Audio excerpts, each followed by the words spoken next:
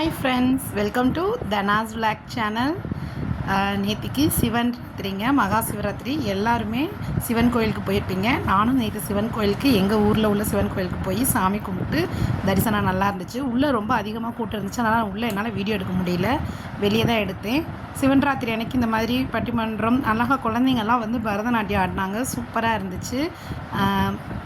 அவங்களோட எக்ஸ்ப்ரெஷன்ஸ்லாம் க்யூட்டாக இருந்துச்சு. சின்ன சின்ன குழந்தைங்கள் தான் முதல் மேடைன்னு நினைக்கிறேன். அவங்களுக்கு முதல் மேடை பண்ணி சலங்கை போட்டு விட்டாங்க. அழகாக இருந்துச்சு. பெர்ஃபார்மன்ஸும் நல்லா இருந்துச்சு. உட்காந்து கொஞ்சம் நேரம் பார்த்துட்டு அதுக்கப்புறம் கோயிலில் போய் சாமி கும்பிட்டுட்டு அதுக்கப்புறம் வந்து சிறப்பு பட்டிமன்றம்லாம் நடத்துனாங்க. நைட்லாம் முழிச்சிருப்பாங்கல்ல பெரியவங்கள்லாம் வந்து. இது யாரெல்லாம் முழிச்சிருப்பீங்க, அந்த மாதிரி யாராவது முழிச்சிருந்தீங்க அப்படின்னா மறக்காமல் எனக்கு ஒரு கமெண்ட் பண்ணுங்கள். குழந்தைங்களோட டான்ஸ் அழகாக இருந்துச்சு. வேடிக்கையெல்லாம் நல்லா இருந்துச்சு. கூட்டம் நல்லா ஓரளவுக்கு நார்மலாக இருந்துச்சு. ஆனால் எங்கள் ஊரில் கொஞ்சம் மழை பெஞ்சதுனால கொஞ்சம் சேர்லாம் நனைஞ்சு யாருமே உட்கார முடியல. கொஞ்சம் ரஷ்ஷாக இருந்துச்சு. ஓகே, நம்ம வீடியோக்குள்ளே போயிடலாம். நேத்தி பகுதியில் வந்து நம்ம முன்பக்கம் பின்பக்கம்லாம் ஸ்டிச்சிங் பார்த்தோம். இப்போ வந்து முன்பக்கத்தில் அதாவது ஊக்கு மாற்ற அந்த பட்டி பகுதியை நம்ம எப்படி ஜாயின் பண்ணுறதுன்னு தான் காமிக்கிறேன். கரெக்டாக ஒரு 2-2.25 இன்ச்சுக்கு துணி எடுத்துக்கோங்க. லென்த்து எந்த அளவுக்கு வேணுமோ அந்த அளவுக்கு லென்த் எடுத்துக்கோங்க. ஓகேங்களா? எடுத்துகிட்டு சின்னதாக அந்த கார்னரில் ஒரு மடிப்பு மடித்து ஒரு லைன் 1/4 இன்ச்சுக்கு ஒரு தையல் கொடுத்துட்டு நல்ல பக்கத்தில் வச்சு தைச்சிங்க அப்படின்னா அதை அப்படியே ரொட்டேட் பண்ணிடுங்க. ஓகேங்களா? அப்படியே மடிச்சிருங்க ஃபுல்லாகவே. அந்த எவ்வளோ துணி நீங்கள் ஜாயின் பண்ணிங்களோ அந்த துணி அப்படியே அந்த தையலோடு சேர்த்து பின்னாடி மடித்து ஒரு ஸ்டிச்சிங் கொடுத்துருங்க. நல்ல பக்கத்தில் வச்சு மடிக்கிறத நல்லா கவனித்து நோட் பண்ணுங்கள். நல்ல பக்கத்தில் வச்சு மடிக்கிறத ஃபுல்லாக திருப்பிடுங்க. ஃபுல்லாக திருப்பிட்டு துணியை கரெக்டாக பட்டி எந்த அளவுக்கு வைப்போம்னு உங்களுக்கு தெரியும் இல்லையா, அந்த அளவுக்கு வச்சு ஒரு ஸ்டிச்சிங் கொடுத்துருங்க. சிம்பிள் தான். எவ்வளோ துணி எக்ஸ்ட்ரா இருக்கும் அவ்வளோ துணியுமே அந்த அளவுக்கு உள்ளே மடக்கிட்டு திருப்பியும் கார்னரில் ஒரு எட்ஜஸில் வந்து ஒரு தையல் போட்டுக்கிறேன். 2 சைடும் தையல். இது வந்து நம்ம ஊக்கு மாட்டுற பக்கம். ஓகேங்களா? ஊக்கு வச்சு ஸ்டிச் பண்ணுற அந்த பகுதி. இதுக்கு வந்து அப்படியே திருப்பிடணும். கொக்கி வச்சு தைக்கிறது வந்து அடுத்த பக்கம். இது வந்து நம்ம ஊக்கு மாற்ற பக்கம். இதை வந்து ஃபுல்லாகவே நம்ம 1/4 இன்ச்சு துணியாக தைச்சிட்டு அந்த பகுதியை அவ்வளோத்தையுமே உள்ளே திருப்பிடணும். நெக்ஸ்ட்டு நம்ம எடுக்க போகிறது வந்து ஊக்கு வைக்கிற பகுதி. அதாவது வி பட்டி வைக்கிறவங்க வி பட்டி வைப்பாங்கல்ல அந்த பகுதி. அதுக்கும் அதே மாதிரி துணியை 1/4 இன்ச்சு வச்சு 1/4 இன்ச்சு கேப் விட்டு ஒரு தையல் கொடுங்க. நான் எப்படி ஸ்டிச் பண்ணுறேன்றதை பாருங்கள். அதே மாதிரி நோட் பண்ணி 1/4 இன்ச்சுக்கு ஒரு தையல் கொடுத்துக்கோங்க. ரொம்ப ஈஸியானது, நிறைய குழப்படிலாம் வேணாம். கடைசி அடுத்து என்ன பண்ணுறேன்றதை காட்டுறேன் பாருங்கள். ஒரு 1/4 இன்ச்சு பைப்பிங் மாதிரி வச்சு துணியை திருப்பிக்கோங்க.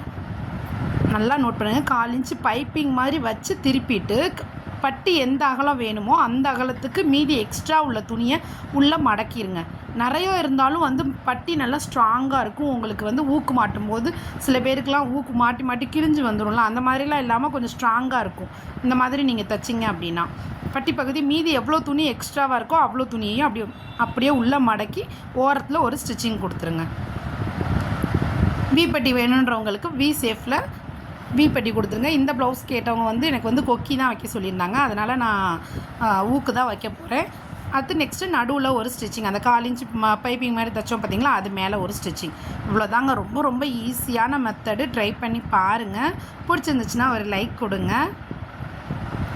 நூல் இப்படி அடிக்கடி அந்து போனால் எவ்வளோ கோவமாக இருக்கும் இல்லையா? என்ன பண்ண, நான் வச்சுருக்கிறது நார்மல் மிஷின்.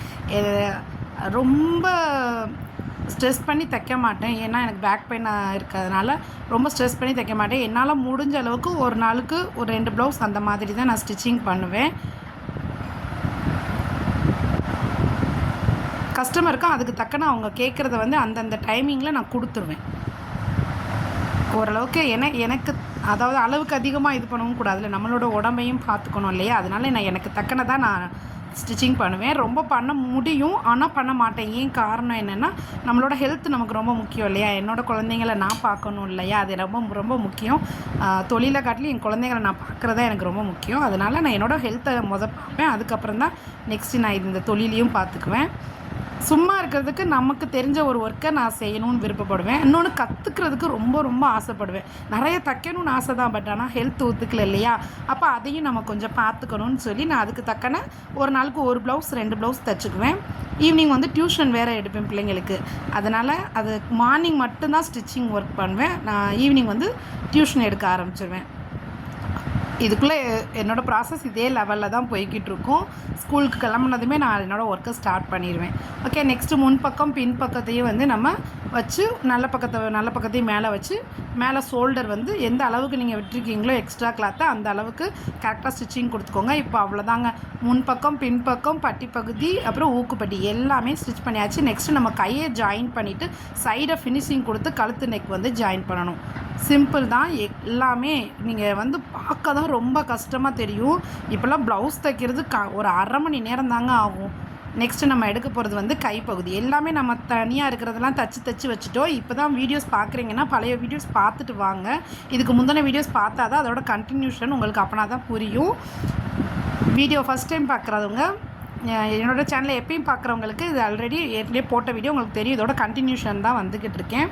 நெக்ஸ்ட்டு 1/4 இன்ச்சுக்கு நான் எப்படி டாட் வைக்கிறேன் பாருங்கள். இதே மாதிரி ஒரு டாட் கொடுத்துருங்க. கொடுத்துட்டு எஸ் ஷேப்பில் ஒரு சின்ன எஸ் ஷேப்பில் கரெக்டாக அர்க்காத் பண்ணியிருக்கிறதுலேருந்து 1 இன்ச்சு தள்ளி அங்கேருந்து ஸ்டார்ட் பண்ணியிருக்கேன். அதே மாதிரி முடிக்கிற இடத்துலையும் 1 இன்ச்சுக்கு முன்னாடி முடிச்சிருக்கேன். இதை மாதிரி கரெக்டாக மைல்டாக ரொம்ப டீப்பாக நீங்கள் குடஞ்சிங்க அப்படின்னா கை வந்து ஆம்கோல் வந்து ரொம்ப டைட்டாகிடும், இழுத்து பிடிச்சாப்பில் இருக்கும். ஓகேங்களா, அந்த மாதிரி பண்ணிடாதீங்க. லைட்டாக மைல்டாக கட் பண்ணாலே உங்களுக்கு சூப்பராக வந்துடும். நீங்கள் ட்ரை பண்ணி பாருங்கள். ரொம்ப டீப்பாக 1 இன்ச்சு 2 இன்ச்சு அளந்து அதெல்லாம் வேண்டாம். சிம்பிளாக நீட்டாக ஒரு 1/4 இன்ச்சுக்கு உள்ளே அடக்கி துணியை உள்ளே அடக்கி நல்ல பக்கத்தையும் போட்டுக்கோங்க. நெக்ஸ்ட்டு நம்ம குடஞ்ச சைடு வந்து முன்பக்கம் வரணுங்கிறத மறந்துடாதீங்க. பிகினர்ஸ் உங்களுக்கு திருப்ப சொல்கிறேன். ஏன்னா நானும் எது நான் தப்பு பண்ணேனோ அதை தான் நான் உங்களுக்கு இன்னும் தெளிவுபடுத்திக்கிட்டு இருக்கேன். முன்பக்கத்தில் கரெக்டாக குடஞ்ச பகுதி வரணும். யாரெல்லாம் மாற்றி வச்சு அடிக்கடி ஸ்டிச் பண்ணியிருக்கீங்கன்னு எனக்கு கமெண்ட் பண்ணுங்கள். ஏன்னா நான் அடிக்கடி இந்த மாதிரி மிஸ்டேக் பண்ணேன். இப்போ ஸ்டிச் பண்ண அதுக்கு ஒரு மார்க்கிங் கொடுத்துட்றோமோ அதை பார்த்து கரெக்டாக அந்த மார்க்கிங் வந்து முன்பக்கத்தில் வர்ற மாதிரி ஜாயின் பண்ணிடுவேன்.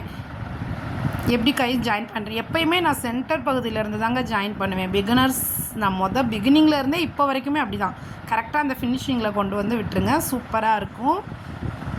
சில பேருக்கு வந்து இந்த கை ஜாயின் பண்ணுற துணியும் ப்ளவுஸோட பின்பக்கத்தோட பகுதியும் பத்த மாட்டேங்குதுன்னு சொல்கிறீங்க. அதுக்கு தாங்க நான் அந்த ஒட்டு கொடுக்குறதுக்கு மெத்தடு சொல்லி கொடுத்துருக்கேன். என்னோடய பழைய இதுக்கு 2 வீடியோஸ்க்கு முன்னாடி உள்ள வீடியோஸ் போய் பாருங்கள், உங்களுக்கே தெரியும். அதில் வந்து எப்படி கை 2 பக்கமும் பத்தலை, பின்பக்கம் வர அளவுக்கு கை வரல. எல்லா ப்ளவுஸுமே ஒரே அளவாக இருக்காது இல்லையா. இப்போ நம்ம 1 சென்டிமீட்டர் ப்ளவுஸ் வாங்கிக்கிறோம் அப்படின்னா 1 மீட்டர் வாங்கியிருக்கோம் அப்படின்னா அந்த 1 மீட்டரை மடித்து போடும்போது கைக்கு வந்து 4ஆக மடித்து போடும்போது எவ்வளோ இருக்கும்னா 8.5 இன்ச்சு தான் இருக்கும். அப்போ அந்த 8.5 இன்ச் வந்து ஒல்லியாக இருக்கிறவங்களுக்கு ஓகே, இந்த மாதிரி கரெக்டாக வந்துடும். கொஞ்சம் ஃபேட்டாக இருக்கிறவங்களுக்கு வந்து அந்த 8.5 இன்ச் வந்து கண்டிப்பாக பத்தாதுங்க. நீங்கள் உடம்போட அகலத்துக்கும் அந்த கையோட இதுக்கும் கொஞ்சம் பத்தாது. அதுக்கு தான் நான் எக்ஸ்ட்ரா பீஸ் கொடுக்குறதா எப்படி ஈஸியாக எக்ஸ்ட்ரா பீஸ் கொடுக்கலான்னு சொல்லி இதுக்கு முந்தான வீடியோஸில் போட்டிருக்கேன். மறக்காமல் போய் வாட்ச் பண்ணுங்கள். எப்படி கை ஜாயின் பண்ணலாம், எக்ஸ்ட்ரா கிளாத்து எப்படி ஒட்டு கொடுத்து ஜாயின் பண்ணி தைக்கலான்றதை போட்டிருக்கேன். மறக்காமல் போய் வாட்ச் பண்ணுங்கள். நிறையா பேர் பட்டி பகுதியை எப்படி கட் பண்ணிங்கன்னு சொல்லி கேட்டிருந்தீங்க. அதுக்கு நான் இதுக்கு முந்தின வீடியோ போய் பார்த்தீங்கன்னா உங்களுக்கே தெரியும். நெக்ஸ்ட்டு ஷோல்ட்ரு ஒரே மாதிரி இல்லைன்றதுனால கொஞ்சம் லைட்டாக அந்த அதுக்கு தான் நம்ம எக்ஸ்ட்ராவாக ஷோல்ட்ரு பக்கம் வர்ற மாதிரி விட்டுருக்கணும். ஓகேங்களா, அதே மாதிரியே அடுத்த பக்கத்துலேயும் நல்ல பக்கத்தையும் வச்சு இன்னொரு கையையும் நம்ம ஜாயின் பண்ணுறோம். சென்டர் பகுதியிலேருந்து ஜாயின் பண்ணிங்கன்னா தான் கரெக்டாக உங்களுக்கு சென்ட்ரு வந்து கரெக்டாக வருங்க. ஸ்டார்டிங்லேருந்து பண்ணால் நான் அது இப்போ வரைக்குமே நான் அதே தான் ஃபாலோ பண்ணுறேன். எனக்கு அதுவே பழகிருச்சு. எவ்வளோ ட்ரை பண்ணாலும் ஸ்டார்டிங்கில் வச்சு பண்ண மாட்டேன் நான்.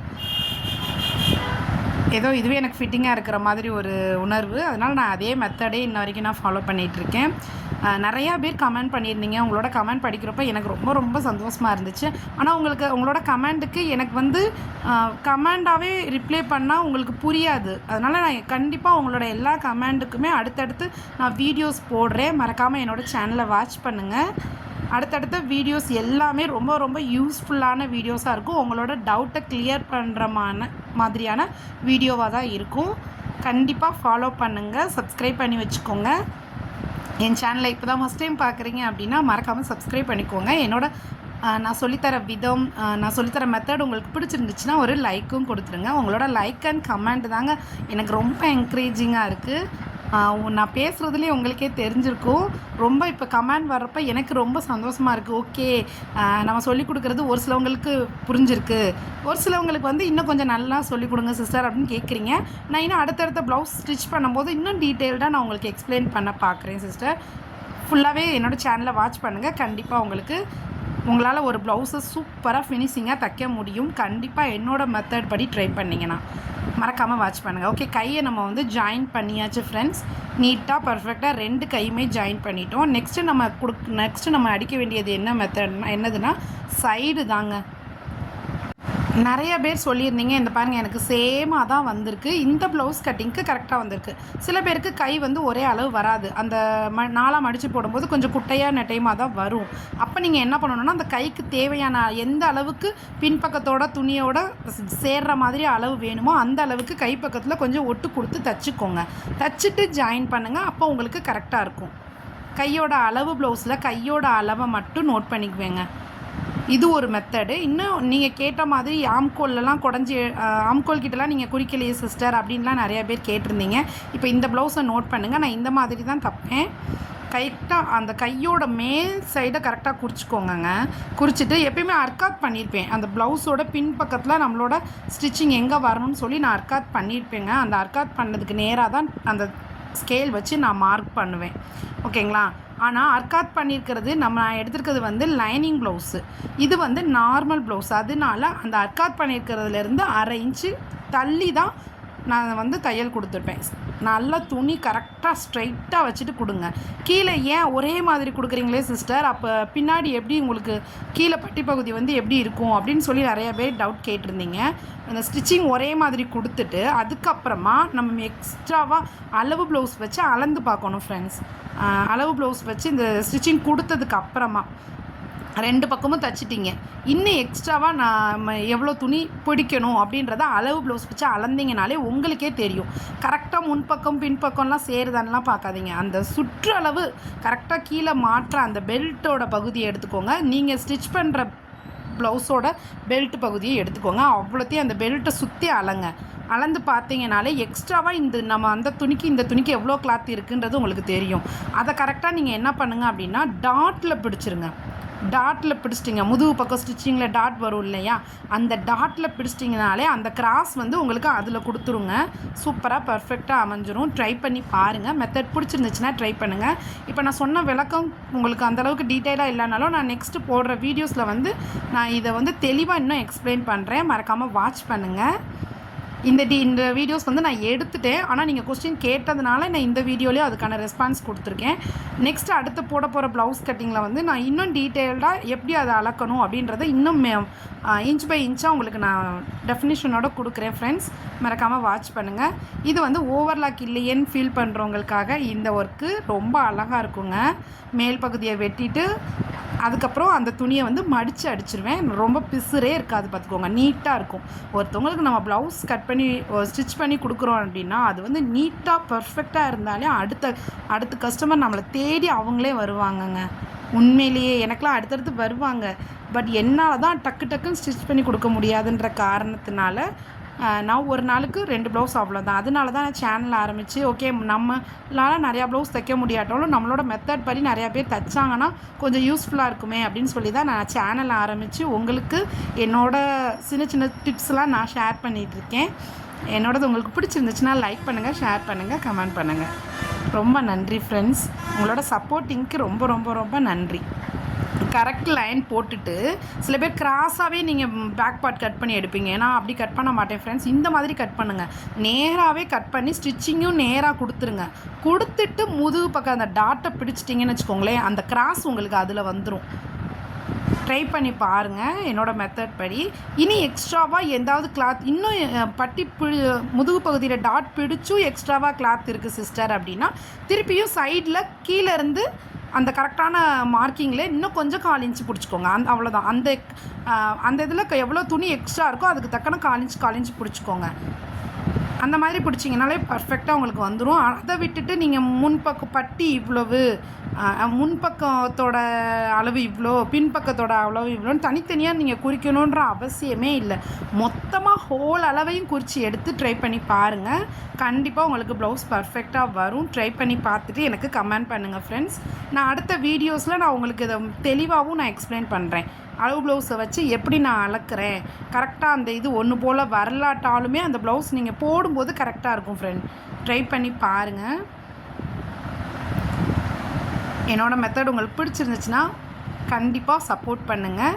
நெக்ஸ்ட்டு அதை பார்த்திங்களா, மேலே உள்ள பாட்டை வெட்டி எடுத்துகிட்டு அடுத்த பாட்டை ஒரு மடித்து தையல் கொடுக்குறேன். ரெண்டையுமே மடிக்கலாம். மடித்தா கொஞ்சம் வந்து என்னாகும் அப்படின்னா சைடில் வந்து கொஞ்சம் அது ஹார்டாக இருக்கும், அழுத்தம் கொடுக்கும். இது வந்து மைல்டாக இருக்கிறதுனால தான் அந்த ஒரு பீஸை வெட்டி எடுத்துகிட்டு நான் ஒரு ஸ்டிச்சிங் கொடுக்குறேன். ஓவர்லாக்கே தேவையில்லை. எவ்வளோ அழகாக பர்ஃபெக்டாக வருது இருக்குன்னு பாருங்கள் நீங்களே.